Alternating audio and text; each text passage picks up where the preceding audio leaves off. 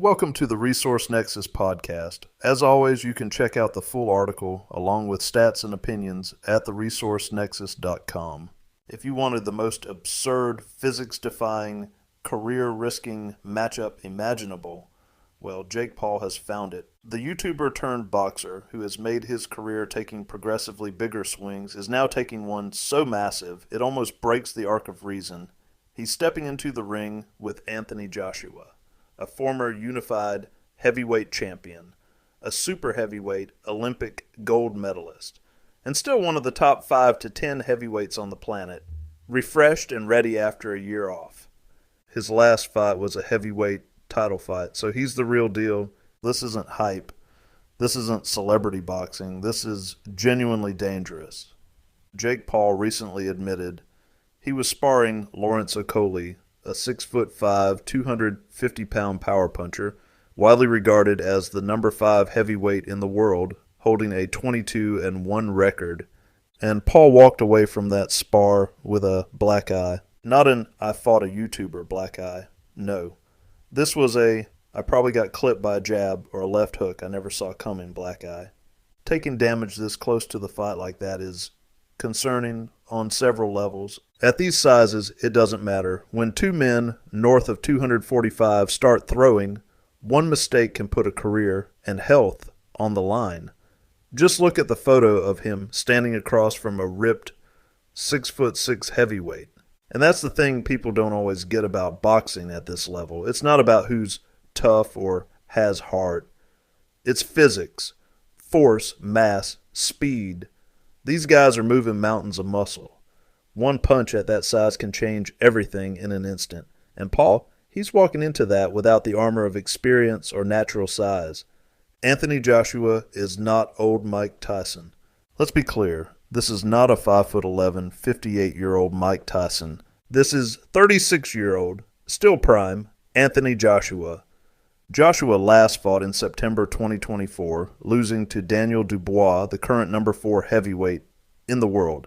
His other losses, 2 to Alexander Usyk, an all-time great, and that upset by Andy Ruiz, which Joshua avenged in the rematch.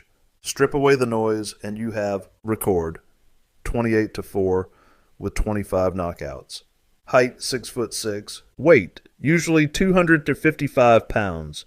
Olympic gold medalist, super heavyweight, former unified world champion, KO'd Vladimir Klitschko, one of the greatest heavyweights ever. This is elite company. One of the scariest heavyweights of all time. Probably a little pissed that Paul even thinks he could be in the ring with him. He might be a little pissed, and let's be real. If he doesn't dismantle Jake Paul, it hurts his future marketability. He has more years of fighting left to protect, so he needs to end it in style.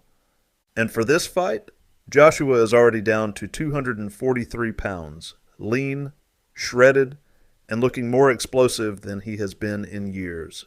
A 245-pound cap may have actually turned him into a faster, more dangerous machine. He's had a full year off to reset mentally and physically, and dismantled Ruiz in the rematch at 237 pounds leaner and meaner. If anything, this weight cut to 245 forces him to train harder. That's not an opponent. That's a landmine with gloves on. Jumping 50 pounds to face a top-tier heavyweight is madness. Jake Paul has never fought a top 100 fighter in any division.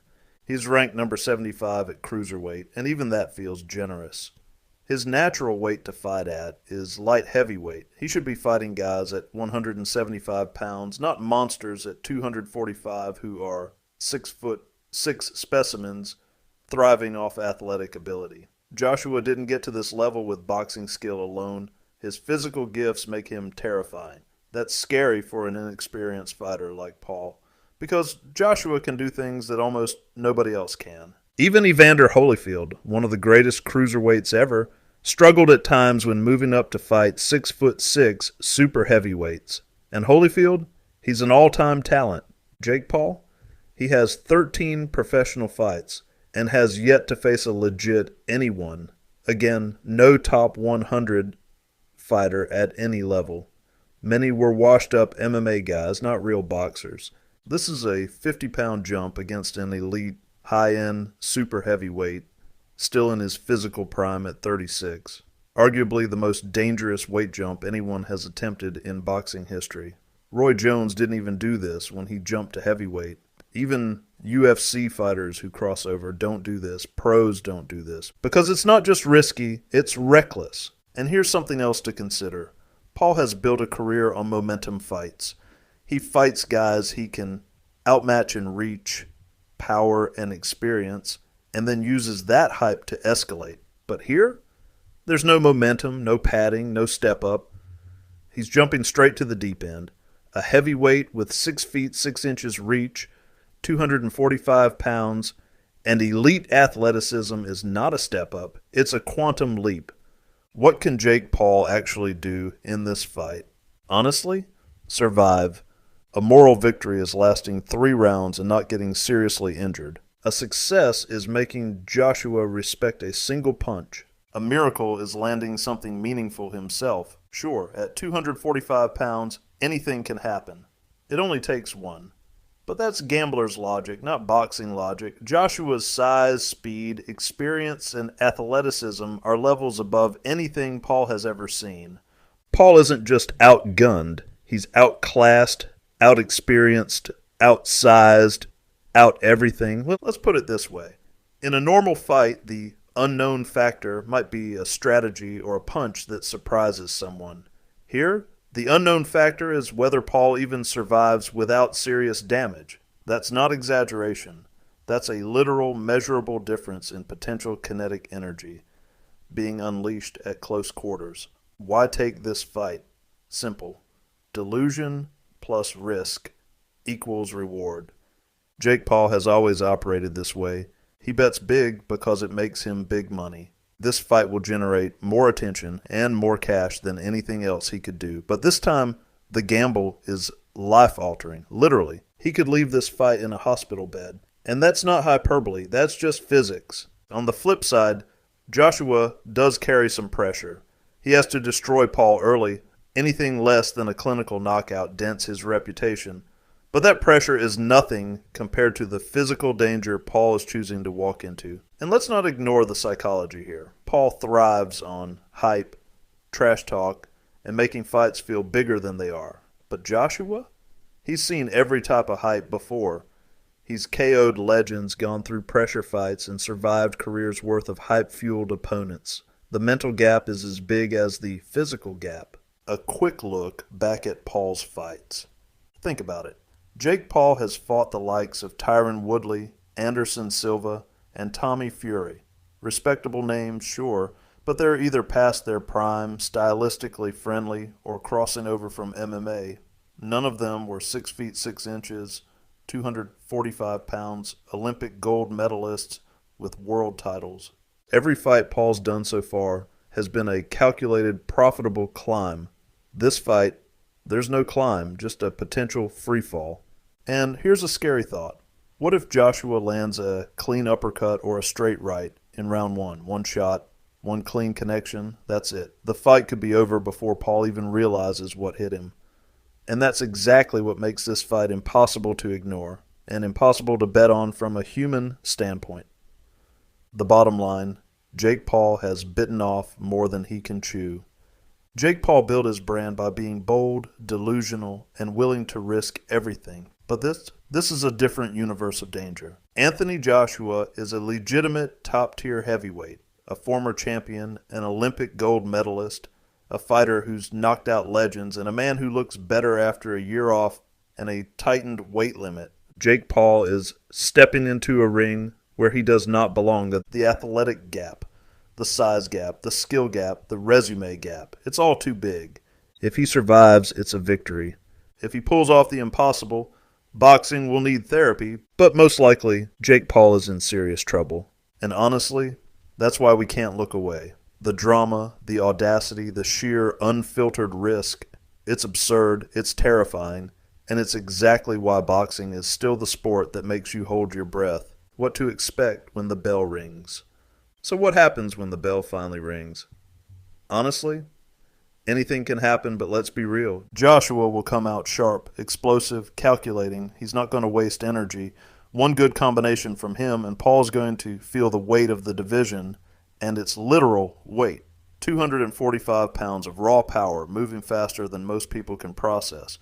Paul, he's going to try to use speed, movement, maybe even some cheeky counters. But here's the thing. Joshua has faced opponents with every trick in the book. He's KO'd legends who thought they could dance around him, outthink him, or out-hustle him. And most of them had a fraction of Paul's naivety. If Paul survives the first 2 rounds, it will be nothing short of miraculous. He'll have to manage distance, pick his moments, and pray that one of his highlight reel punches lands clean. And even if it does, Joshua isn't going to lose focus. That's a landmine waiting to explode. Now let's talk narrative. Why do we watch this fight? It's because humans are drawn to audacity, to people who stare down the impossible. Jake Paul is gambling his health, his career, and maybe even his reputation on one wild swing. And the rest of us, we're sitting on the edge of our seats trying to imagine just how catastrophic or improbable it might be. Because at the end of the day, this fight is more than just a boxing match. It's a cautionary tale. It's a demonstration of physics and pride. It's a reminder that in this sport, miscalculations are expensive, and in Paul's case, potentially life-altering. So when you're watching, pay attention to the subtle things, the footwork, the guard, how Paul reacts under pressure, how Joshua controls space. Every second matters. Every punch matters. And by the 3rd round, it's very likely the story will be written, not in words, but in impact. And if Paul survives, he's earned a sort of chaotic respect. If he lands a clean shot, he becomes a legend in the realm of what could have been. But most likely, this will serve as a reminder. Some doors should remain closed. Some universes of danger are too vast to casually walk into. And some fights are less about skill and more about survival. So buckle up. This isn't going to be a graceful dance. It's going to be a collision. And whether you're cheering, cringing, or just watching in disbelief, it's going to be impossible to look away.